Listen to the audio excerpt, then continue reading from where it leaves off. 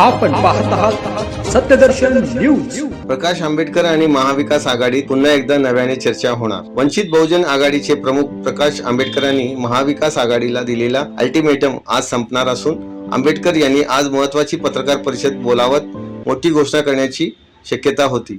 मात्र त्यापूर्वीच महाविकास आघाडीने प्रकाश आंबेडकर यांना आज घाईत कोणताही निर्णय घेऊ नका अशी विनंती केली आहे।